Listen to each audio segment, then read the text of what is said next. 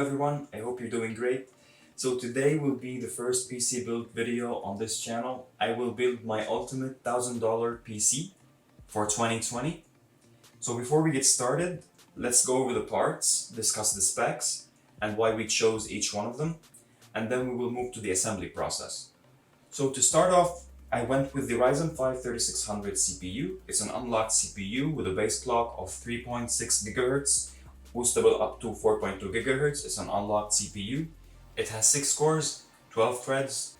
This CPU has been the perfect choice for many people looking for parts for mid-range AMD systems. This retails at $190, so it has great value for price. Moving on, we have the GPU. This is the RX 5700 XT. This is the MSI EVOKE overclocked version. Many people compare this GPU to the NVIDIA RTX 2070 Super. So I actually got this one at a little bit under $400. I got 2 promotional codes for the AMD Raise the Game offer with this GPU. I've actually unboxed and reviewed the specs of this GPU on this channel, so I will link the video up here for you guys. So next up, for the motherboard, this is the Asrock B450M Pro 4F. This is an AMD system motherboard and it will work out of the box with the Ryzen 5 3600. It has a micro ATX format. It has 4 DIMM slots for DDR4. It also supports dual channel DDR4 technology. It has 2 M.2 slots and 4 SATA connectors, although one of them is shared with the second M.2 slot. It also has 2 PCI Express 16 GPU connectors as it supports AMD Crossfire technology. It has plenty of I/O. It has 2 USB 2.0 ports and 4 USB 3.1 ports in addition to a USB Type-C port. It also has a 1 gigabit Ethernet port. It also supports DDR4 overclocking out of the box, and it can also handle the overclocking of this CPU. The limitation I faced with this motherboard is that it has only 2 fan connectors, and the case I got here has actually 4 fans out of the box, so I had to buy a couple of fan connection splitters from Amazon.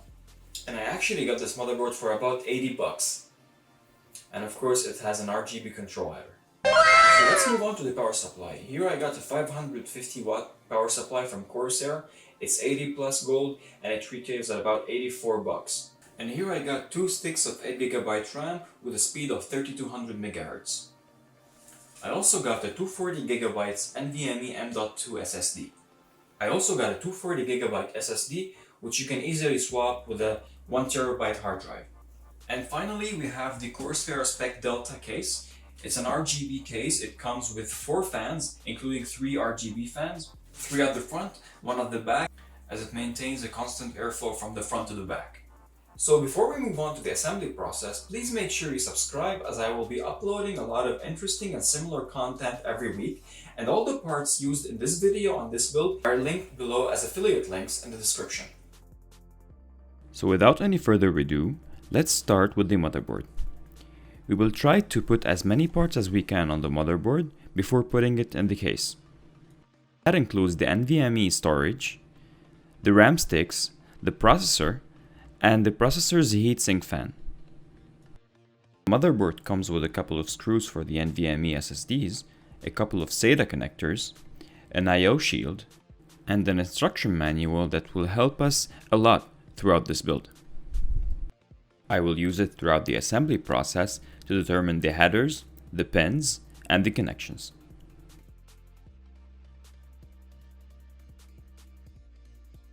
So let's take the motherboard out of the box. I am using the foam sheet included in the box to place the motherboard on the table. And now we can start putting in some parts on the motherboard. We can see here the AM4 socket for the processor, the 2 M.2 slots. I will go for the one at the top because the second one actually uses SATA. We have the 4 memory DIMM slots and the 2 PCI Express slots for the GPUs. So let's unbox the Ryzen 5 3600, which has an AM4 connector, which will be placed on the AM4 socket on the motherboard. You can notice a golden triangle on one of the corners of the CPU. That triangle has to be aligned with the triangle on the AM4 socket on the motherboard. First off, Lift off the little lever at the side of the AM4 socket and install the CPU into the socket, aligning the triangles. Now that the CPU has been installed, let's move to the RAM sticks. These are two 8GB sticks, DDR4 at 3200 MHz. Be careful. Not all combination of RAM positions can enable the system to read the RAM correctly or enable dual channel operation. In my case, I checked the manual to see which two RAM slots are the first to use. Make sure you align the hole in the RAM stick to the notch of the RAM slot. Then push the RAM stick down until you hear a click. Now we will install the CPU heatsink fan. I will actually use the heatsink fan included with the CPU. We don't need any thermal paste because there is already some applied on the fan heatsink, so make sure you don't touch or scrub the thermal paste on the heatsink. Screw in the heatsink diagonally and gradually. The motherboard has a CPU fan header, so we have to connect the CPU fan connector to that header. Next up, we will install the NVMe M.2 SSD. It's a 240GB SSD. I will mainly use it to install the operating system on it. As I said, I will use the top M.2 slot and I will use the included screw to install the M.2 SSD. Make sure you align the notch with the hole again. Push the M.2 SSD until it clicks and screw it in to make it aligned with the slots.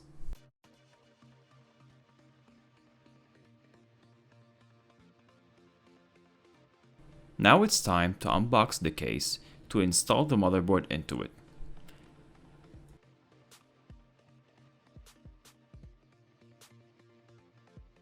Let's take off the side glass panel to start installing the motherboard.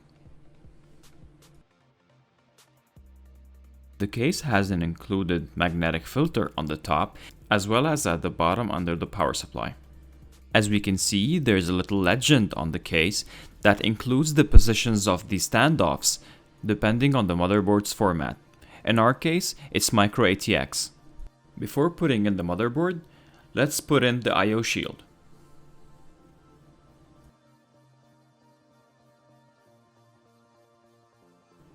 For the motherboard, we will try to align it with the I/O shield as well as the standoffs on the case and screw them in.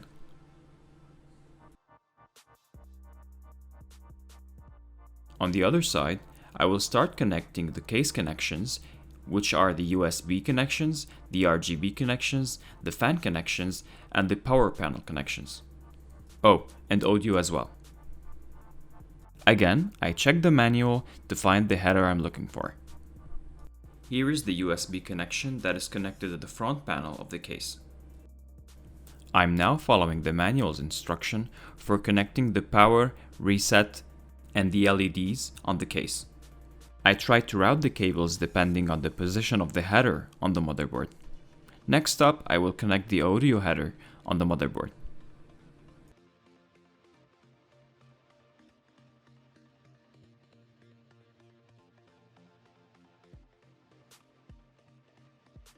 The motherboard also includes an RGB header, so I will connect that to the fans included in the case. Now I'll install the SSD. I will connect the SATA cable from the 2.5-inch SSD to the motherboard's SATA connection.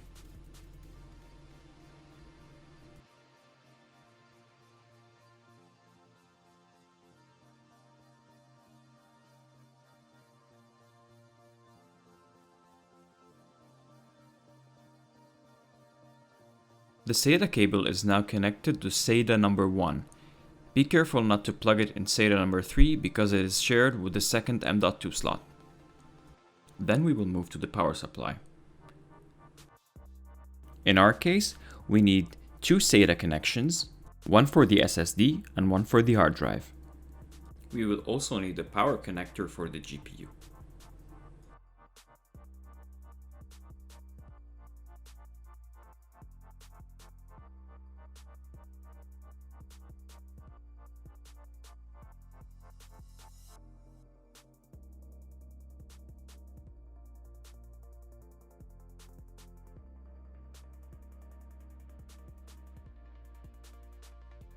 There are already two connections, one 8-pin connections for the CPU and one 24-pin connection for the motherboard.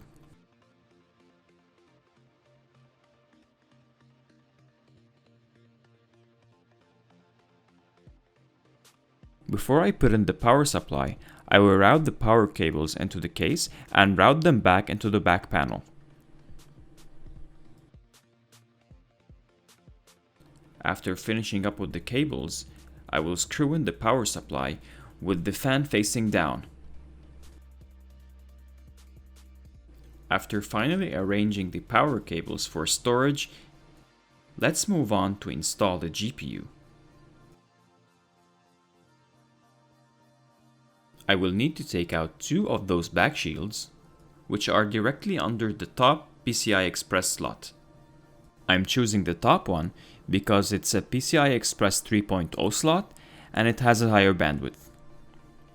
After hearing a click from the PCI Express slot, I will put back the screws that were holding the back shields. After connecting the GPU, I will connect the GPU power cables.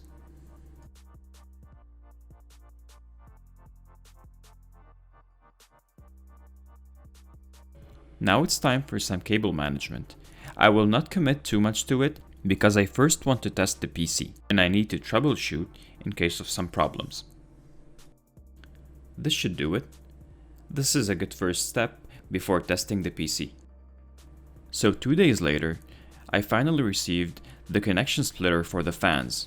I will use two of them to connect 3 fans into a single fan header on the motherboard.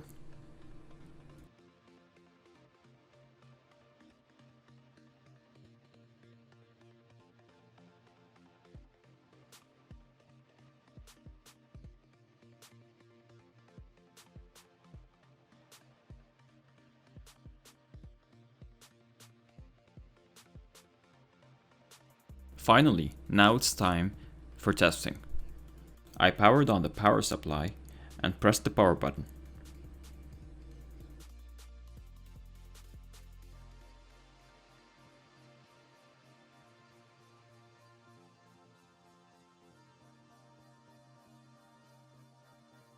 And I got into the post screen.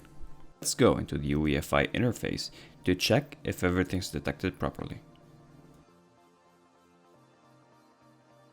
So I can see the correct CPU, the Ryzen 5 3600 6-core processor, and 16 gigs of RAM with two 8GB slots.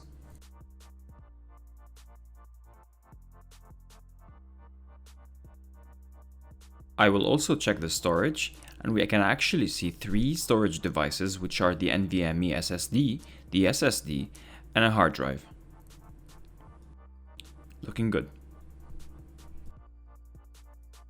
Next, I will install Windows, download the necessary drivers, and check if everything is working correctly. Then I will complete the cable management and close up the case. And I finish up with the classic plastic peel.